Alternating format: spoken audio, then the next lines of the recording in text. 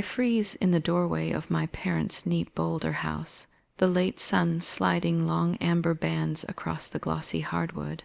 I only came to collect my boys.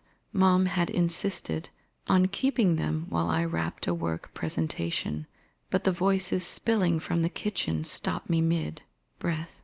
Let Claire's kids eat first. Illy and Noah can have what's left. My mother, Linda says it with the breezy meanness of someone sure no one is listening. Claire answers with a soft, satisfied laugh that turns my stomach. May as well get them used to it. Kids like them don't need much. My heart rams my ribs as I drift 3 silent steps forward, just enough to see the dining room. Ava and Connor sit at the table with steam curling off their lasagna. The good dishes gleam beneath the light, the ones that only appear on holidays. Then my gaze drops to the tile. My son's 8. Year-old Ilian 6. Year-old Noah are cross-legged on the floor, paper plates wobbling on their knees, cold sandwiches not even cut the way they like. My father, Gerald, lowers his newspaper an inch. They need to learn their place in this world. Air thins, time folds.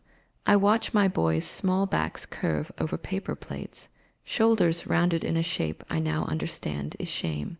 How many times has this happened while I stayed late, convinced I was doing the right thing? How many signs did I sand down until they were smooth enough to ignore? Boys, I say, barely above a whisper. Backpacks, 5 faces snap toward me. Linda's smile clicks on. Bright, brittle, false. Oh, we didn't hear you come in. Claire aligns her silverware with surgical care, eyes skirting mine. They said they wanted sandwiches. The lie floats between us like smoke. Illy looks up. Those dark, steady eyes Malcolm gave him locking on mine. No words pass, but everything does. The truth, the weariness, the quiet surrender that shouldn't live in an 8-year-old. Noah pushes to his feet. Can we go home now? 4 small words, a full confession. This wasn't the first time. Gerald rustles his paper. They're fine. Don't be so sensitive. My brain flashes through numbers. Last month's $6.8, 100 for their new roof, the $5.0, €0 the year before for Claire's minivan, 9 years of checks since my first real job at 25, 9 years of Malcolm's gentle warning, they call you for money, not for dinner. The old decision to sign their $2, 160 0. €0 mortgage lands across my shoulders like a yoke. I suddenly feel bone. Deep. Linda steps forward with a coffee cup held like a white flag. You're always rushing. Stay for a cup. It's not a big deal, Claire adds, airy as chiffon. Kids don't care about that stuff. I move past both of them, helping the boys into their jackets. They move fast, too fastly zipping Noah's coat without being asked, their motions practiced in a way that knocks the breath from my chest. This is their escape routine, quiet, quick, invisible. Don't make a scene, Gerald says, folding his paper as if the act itself grants authority. You're overreacting. Something solid gathers in my chest where Wobble used to live. We're leaving, I say evenly. We won't be back until you can explain this. Claire narrows her eyes, entitlement humming like static. Linda's hands flutter at her throat, panic lighting her face as the narrative slides beyond her reach. Even Gerald's posture loosens a fraction when I don't fold. Illy threads his fingers through Noah's, protective in a way a child shouldn't have to be. We reach the hallway and the gallery of family photos. I see it now, years of subtle centering. Claire's family always fixed in the middle. Mine, me, Malcolm, the boys, cropped and crowded at the edges. The front door clicks shut behind us, a soft sound that feels like a gavel. Outside, the afternoon turns molten and clear, and with their small hands in mine, a wave of understanding breaks over me. This isn't new. I whisper, mostly to myself. I've just refused to see it. I buckle them into the car and drive away from a house that suddenly looks less like home and more like the scene of a long, quiet crime I've been financing for years. That evening I sit cross-legged on our bed with the laptop burning cold against my knees. The spreadsheet glows in the dim room, a ledger of generosity turned leash. Malcolm leans on the doorframe with a mug of chamomile, sets it on the nightstand, and stays silent, the kind of silence that protects, not punishes. 140, 1,000, I whisper, the number scalds my tongue, 9 years of emergencies and just this once. He sits beside me, the mattress dips, steadying me. I open another document, one I started the moment we got home. A list of when they didn't show up for us. My emergency gallbladder surgery. Too busy. The move to our new place. Your dad's back. Illy's pneumonia night. Claire's worried the kids will catch something. My phone buzzes. A text from Linda. You're being dramatic. Come back tomorrow. Malcolm laces his fingers through mine. They've never invited us for Christmas morning. He says quietly, always afternoon. The sentence detonates. 8 years of after the presence crashes into the fact that Claire's family made the morning cut every time. I scroll through my voicemails. Gerald's pattern is a metronome, warm greeting, quick personal question. Then the ask. Property taxes went up. Just a small bump in our support. Support? As if I owe a lifelong tithe for the sin of being raised. Claire's texts read worse in a column. The casual those boys in place of their names. The comments about Noah's hair. The last. Minute cancellations with excuses transparent as glass. And Lindifer, ever swinging between guilt and affection. Just enough sweetness to keep me compliant. The coldest sting. I discover Gerald's name still listed as the boy's emergency contact at school. I know I changed that form. Then the detail clicks. Claire is the PTA secretary. Midnight comes. Sleep doesn't. At 2, I stand in the doorway of the boys' room, nightlight casting a soft green turtle on the wall. They sleep easy and small, the way children should. They don't love my children the way they should. I say to the dark, shocked by how obvious it has always been. I drift down the hall and start removing frames. In Illy's kindergarten photo, Claire's kids beam center stage, while mine are shaved at the edge. In a Thanksgiving snapshot, Noah's little hand reaches for a roll while my father's palm blocks him, frozen mid. Gesture, a perfect accident that says all the quiet parts out loud. Malcolm finds me replacing them with pictures of just us. Beach days, campfire nights, backyard summers where the boys' smiles reach their eyes. It's time to protect them, he says, taking a tarnished frame from my hands. They deserve better.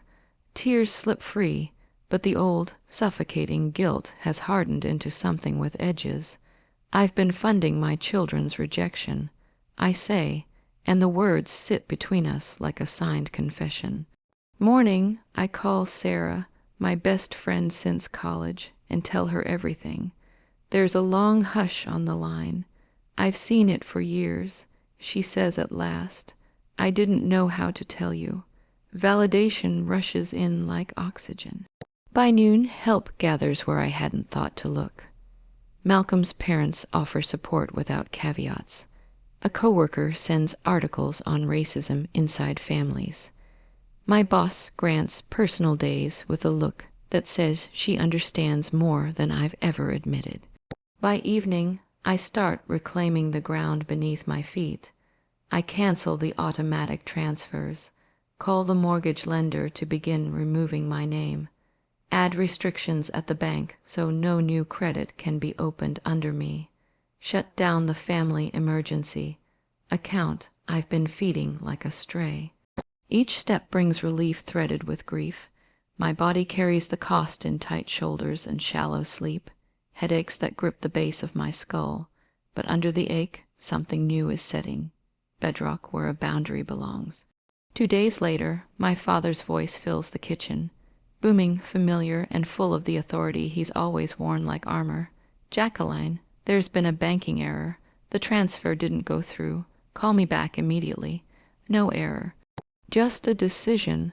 I stare at the phone in my hand as the message ends, my thumb hovering over delete. Instead, I hit save. Evidence, I think. A record of what happens when you stop feeding someone else's comfort with your exhaustion. The screen lights up again. Mom this time. Her fourth call today. I let it ring out, already knowing what kind of performance will follow. When the voicemail comes through, her voice trembles just enough to twist the knife. Sweetheart, please call us back. The mortgage payment is due next week. We'll lose the house if you don't help. How could you do this to us? The guilt hits like muscle memory, automatic, instinctive, but it fades just as quickly. Malcolm watches me from across the kitchen counter, quiet, searching. You okay? I take a slow breath, rehearsing the line I've practiced with my therapist. No error, Dad, just boundaries.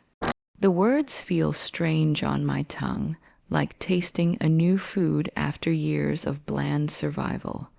But the flavor is unexpectedly satisfying. I'm better than okay. I tell Malcolm and realize I mean it. The doorbell rings before he can answer.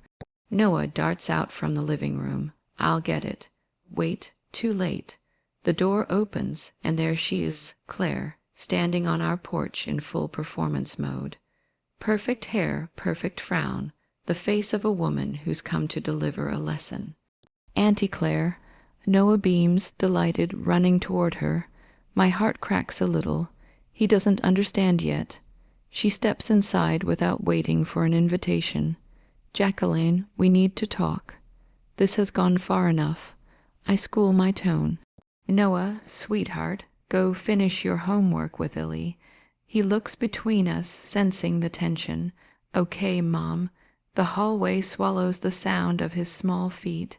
You can't just show up here unannounced, I say. I tried your office first. She replies as if that justifies it. Your assistant wouldn't let me in. Taylor had texted me earlier. Your sister's here. I told her you're in meetings all day. Should I call security? I'd said no at the time. Now I wish I hadn't. You went to my job. I ask, disbelief turning sharp. That's completely inappropriate. Claire waves her hand as though swatting away an insect. Family comes first, Jacqueline. You used to understand that. A dry laugh escapes before I can stop it. Family comes first. Tell that to my boys while they're eating sandwiches on the kitchen floor. Her cheeks flush pink. You're still being dramatic about that. Mom explained. Get out. What? Get out of my house. She blinks, stunned. Malcolm appears beside me, calm but immovable. You heard her. Claire storms out with the kind of fury reserved for people unused to hearing the word no. The door slams, and for the first time in years, the house feels light. Malcolm orders pizzas, something we never do on weeknights. We eat on the living room floor while watching the boys' favorite movie. Their laughter fills every corner of the room, pure and unguarded. I can't remember the last time it sounded so free. Later, when they're asleep, I sit at the kitchen table scrolling through messages that pour in like a tide of judgment. Uncle Robert, why have you abandoned the family? Cousin Jennifer, are you having some kind of breakdown? An anonymous post in the neighborhood group. Some people forget where they came from. Malcolm sits beside me, his warmth steady against the noise. You know what I noticed tonight, he says. I look up. What? I've never seen you stand this tall. Tears sting my eyes on. Expected, cleansing, not sorrow, but release. I was never the problem. I whisper, the truth settling in like a final puzzle piece. I was the solution they exploited. Malcolm squeezes my hand. Write it down, all of it. So I do. The journal becomes my armor. Every manipulation, every emergency loan, every veiled insult about Malcolm or the boys, recorded in black ink and truth. The pattern emerges quickly. Money flows out, conditional love drips back in. 2 days later, my mother suggests neutral ground. Copperleaf coffee, of course. She arrives 15 minutes late, eyes perfectly reddened, earning sympathetic glances from strangers. It's her specialty. Just enough drama to appear fragile, not enough to look unstable. "Sweetheart," she begins, voice low, "you know how certain neighbors talk. We're just trying to keep things comfortable." I slip my phone into my pocket and press record. "What do you mean by comfortable, Mom?" Her eyes flick toward the couple beside us, eavesdropping under the guise of sipping lattes. "You know exactly what I mean. Your boys are wonderful, but different. We help them navigate that." My stomach twists. "Different how?" She leans closer. "You know how certain neighbors talk. We just want things to look nice. You've already said that." I reply evenly. "What do you mean by look nice?" Her sigh is theatrical. "It's about appearances, Jackie. We can't control what people think when they see mixed families." I take the phone from my pocket and set it on the table, screen glowing bright. "Then say exactly what you mean, Mom. I want it on record." Her color drains. "You're recording your own mother." "Yes, now explain." She grabs her purse, fury replacing fragility. "I won't be ambushed like this. When you're ready to be reasonable, call me." She leaves in a storm of perfume and guilt, but for once, I don't chase after her. While Malcolm takes the boys for ice cream, I meet with a financial advisor. Sarah comes with me to the bank to remove my name from my parents' accounts. My therapist helps me navigate the tremors of guilt that still rise like aftershocks. When Claire shows up at my office again, my coworkers step in. Taylor intercepts her at the front desk. Diane calls security, and James walks me to my car. I realize something important. I am no longer alone in this fight. At the boys' school, their counselor meets with me privately afterward. "Your sons are resilient," she says with a gentle smile. "They understand more than they let on." That night, we visit Malcolm's parents for dinner. Joyce greets Illy and Noah with hugs that feel like sunshine. Thomas leads them into his workshop, showing them how to sand a wooden birdhouse. "Long strokes, buddy. That's it," he says as small hands move over the grain. From the doorway, I watch them, my sons laughing, safe, accepted. Joyce joins me, passing a cup of tea. "They're wonderful boys," she says softly. "Thomas is so patient with them." She smiles. "That's family for you. Real family." Thomas looks up from his workbench, meeting my eyes. "Family's not blood, Jackie. It's behavior. Remember that." His words settle deep in my chest. Around these grandparents, my sons don't shrink. They don't apologize for existing. They just are. And for the first time, I start to believe that's enough. Sunday arrives dressed in quiet sunlight, soft and deceptive. The final confrontation has been set family meeting. Mom called it, but I'm early. 20 minutes early. I still have the spare key they don't know I kept. The house greets me with the faint smell of coffee and something frying.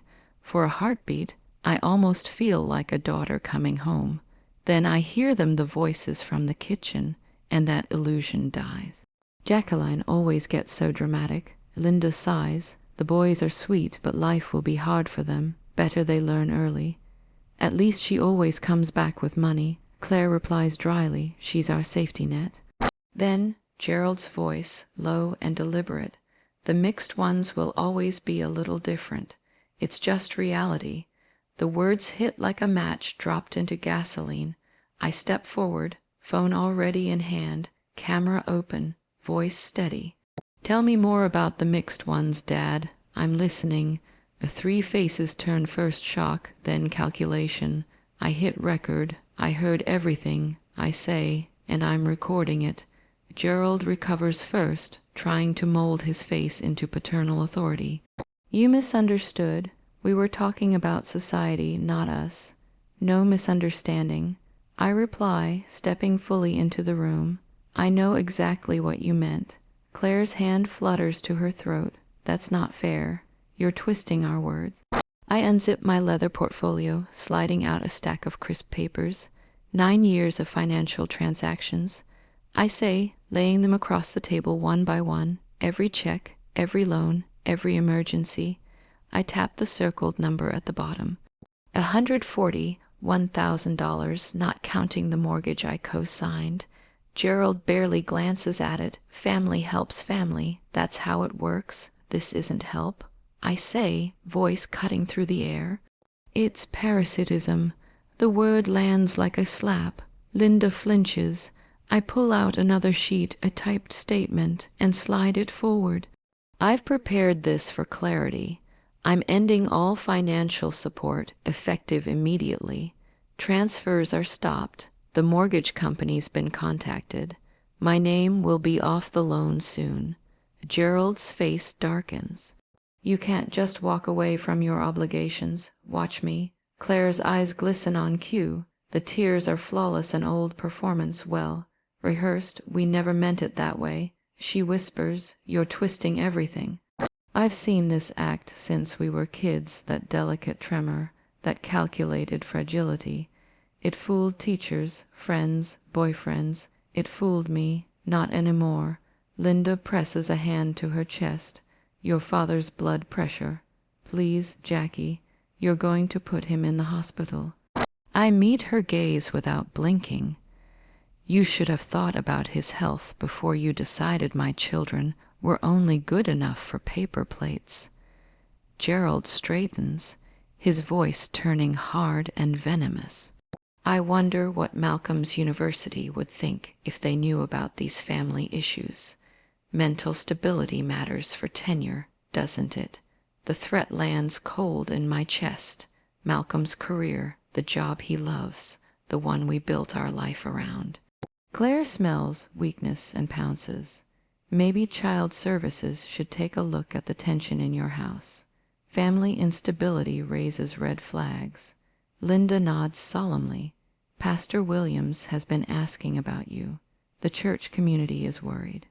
Their words come in waves, threats, guilt, manipulation, a script written years ago. For a moment, I'm 8 again, standing in the living room while they scold and Claire smirks behind their shadow. But then the front door opens, footsteps, Malcolm's. He steps beside me, tall and calm, and sets his phone on the table. A click, then Gerald's recorded voice fills the room. The mixed ones will always be a little different. It's just reality, Claire gasps. You were both recording us. Threats won't work anymore. I say quietly, Malcolm's voice follows, steady as a mountain. Our children will never be exposed to this again. I collect the papers, sliding them back into the folder. No money, no contact, no exceptions. Gerald's finger jabs the air. You've let him turn you against your own blood. Malcolm doesn't even flinch. Jacqueline makes her own choices, always has. The realization ripples through the room. The old power dynamic is gone. Their favorite weapon, division, no longer works. Linda reaches for my hand, her face crumbling. Please, Jackie. I step back. We're done here. I zip the portfolio closed, the sound final as a gavel. 2 months later, Sarah calls. Her cousin attends my parents' church. They missed their mortgage payment, she says. Bank sent notices. I feel nothing but a dull, distant ache where guilt used to live. A week later, Malcolm tells me that Tom Claire's husband called. They're repossessing her car. He says gently, she's been asking around for loans. I nod slowly. How do I feel about it? He asks. Like I can finally breathe. I answer, and it's the truth. 3 weeks later, word spreads that Gerald tried to play the sympathy card at a church potluck, but when he complained about his ungrateful daughter, Pastor Williams asked the wrong questions. The story unraveled. A month after that, Tom leaves Claire. Apparently, she'd hidden thousands in secret credit card debt. Their polished suburban image collapses without the money I once poured into it. From a distance, I watch it all fall, not with joy, not even vengeance, just clarity. Healing doesn't come with a parade. It arrives quietly.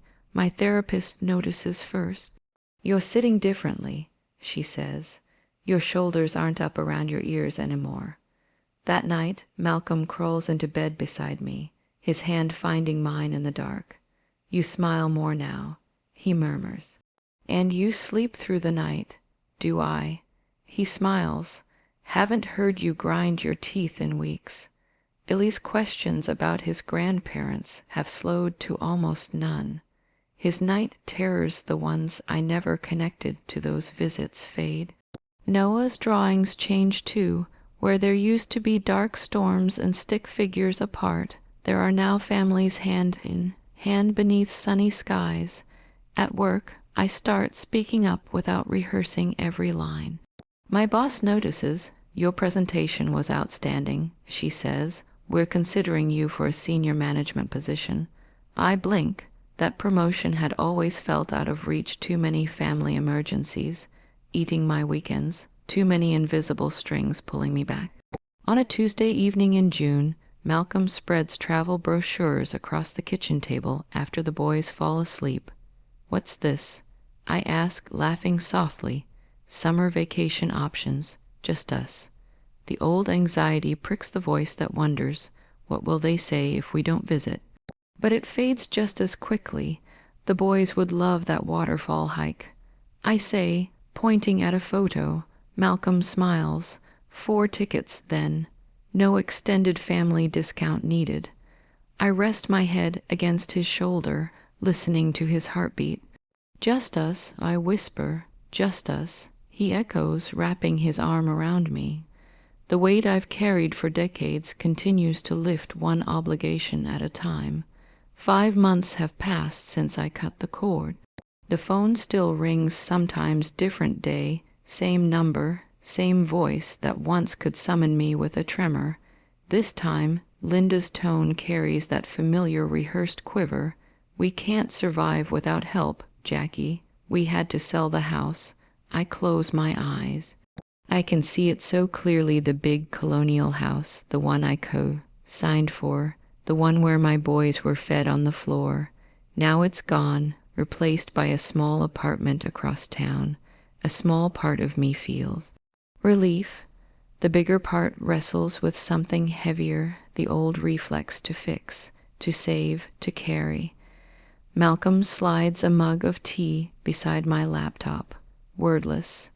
His eyes ask the question, his mouth doesn't. "They moved into an apartment." I say softly. "Mom says they're barely making ends meet." He nods once, calm, composed. "We've seen this play before." My phone buzzes again. A text from Claire. "You got what you wanted." "Happy now?" Mom cried all night. They sold Dad's coin collection to make rent. So vindictive. The word vindictive burns across the screen, as if setting boundaries equals cruelty, as if saying no more is the same as revenge. There's a family gathering this Sunday. I tell Malcolm, scrolling through the thread, Aunt Patty's hosting. Apparently, I'm the topic of conversation again. He leans back, "We going?" I shake my head. "Not a chance." But Claire made sure I know they're taking up a collection at church for Mom, and Dad's medical bill's another story for sympathy. Dad's blood pressure, the new weapon. Malcolm sits beside me, his voice even.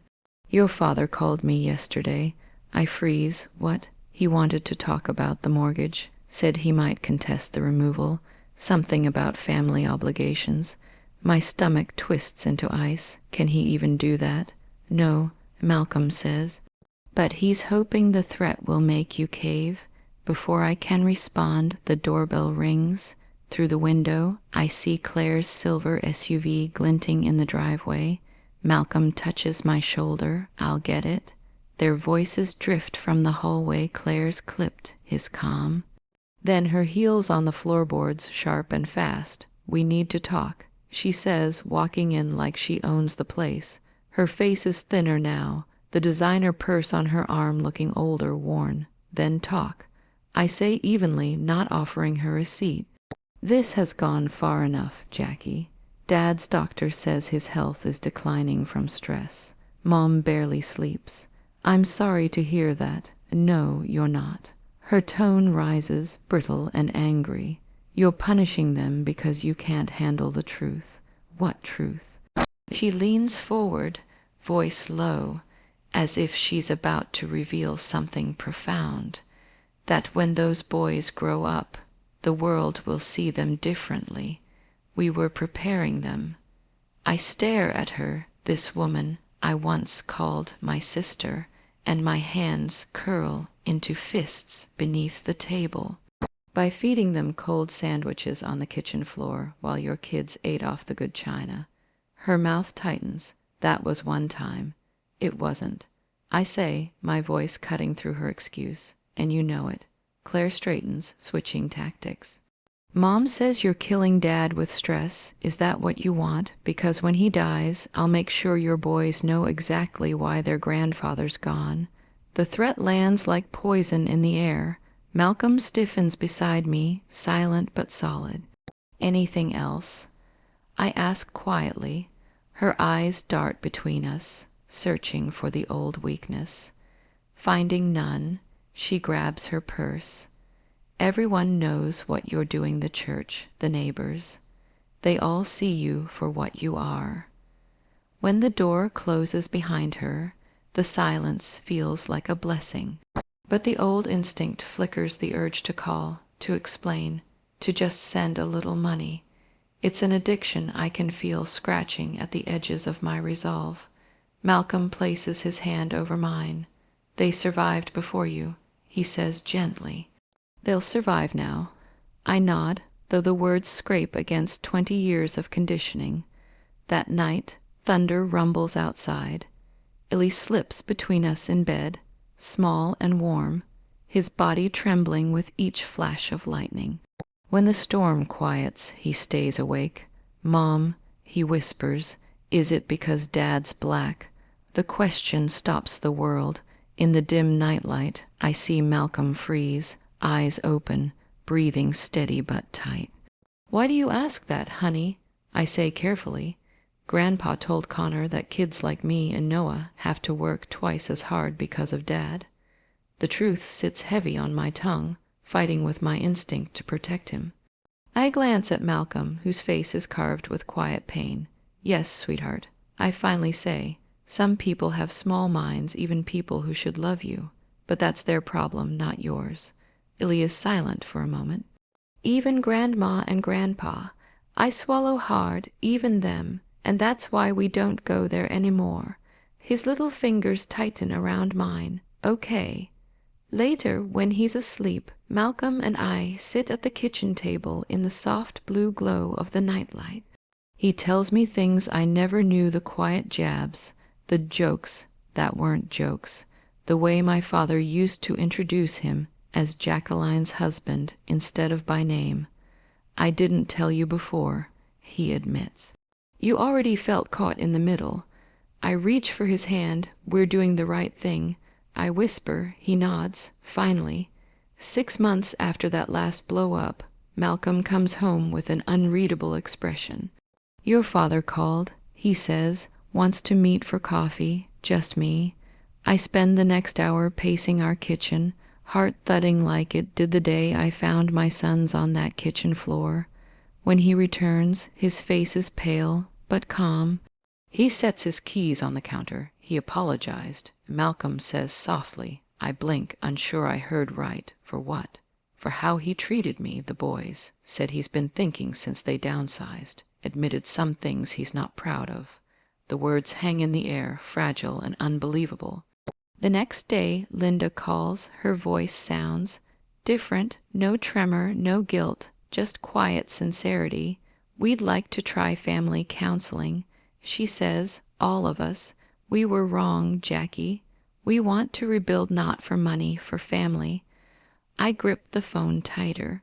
The skepticism rises automatically, but I keep my voice steady. The money isn't coming back. I say, Love my children or stay away. Those are the only terms. I understand, she says, and for the first time I believe she might. The months that follow are strange, not easy, but healing in a way I didn't expect. My journal becomes part of therapy, the pages of recorded pain turning into a roadmap for truth.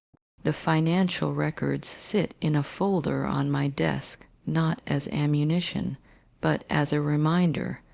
The recordings of that day remain on my phone, unplayed but safe. Gerald joins an unconscious bias group at the community center, a fact that shocks everyone, including him. Linda cries through our third counseling session, raw and honest in a way I've never seen. I was raised with these ideas, she admits. I thought they were normal. I want to do better. Claire is slower to change, still wrapped in pride and excuses. But over time, even she softens small steps, careful ones, but forward nonetheless. 3 months in, we meet for dinner at a modest restaurant, not grand, not fancy, but neutral. For the first time in my life, everyone pays their own bill. No one looks at me when the check lands. No one vanishes to the restroom. Across the table, Gerald teaches Noah about baseball stats while Linda praises Illy's art project. Claire's smile looks real tired, humble, human. Something fundamental has shifted. As we rise to leave, Linda touches my arm. Thank you for giving us another chance. I meet her eyes. It's not for me. I say, watching my boys walk ahead with their grandfather. It's for them. They deserve grandparents who see them, all of them. Linda follows my gaze, and for the first time, her expression carries something like understanding. 1 year after the day everything broke, we meet again, same restaurant, same table, but a different family entirely. Illy is talking animatedly about his new art project. I mixed blue and yellow, and my teacher said my trees looked real. Gerald smiles, eyes soft. That's talent, buddy. You'll have to show me sometime. Beside him, Linda leans close to Noah. You caught that fly ball at the fence. Wow, that's incredible. At the kids' table, my nephews and my sons share fries and laughter, no walls, no ranking, just cousins being kids. Across the table, Malcolm explains his latest project, a sustainable housing initiative. Gerald listens intently, asking thoughtful questions. Linda divides her attention between all 4 grandchildren, genuinely present. And for the first time in a long time, the air around our family feels clean. When the check comes, everyone reaches for their wallets. Claire smiles. I've got mine, she says. The waiter doesn't even have to ask, he already knows our routine. Outside, in the soft evening light, Malcolm leans close. You stand taller now, he whispers. I squeeze his hand and smile. I finally know my worth. Linda approaches before we leave, her voice calm and grounded. Losing your help was the best thing that ever happened to us. It forced us to grow. I nod because she's right. Growth isn't pretty, but it's real. On the drive home, Illy whispers something that makes Noah laugh until he hiccups. Malcolm reaches over, his hand finding mine across the console. The best investment I ever made. I murmur, watching our sons in the mirror, was teaching them that respect can't be bought, and love never comes with conditions. Malcolm's hand tightens around mine. The car glides through the quiet streets, toward home, our home, where laughter waits and guilt no longer lives. And in that simple sound, my son's carefree joy, I hear it at last, our victory.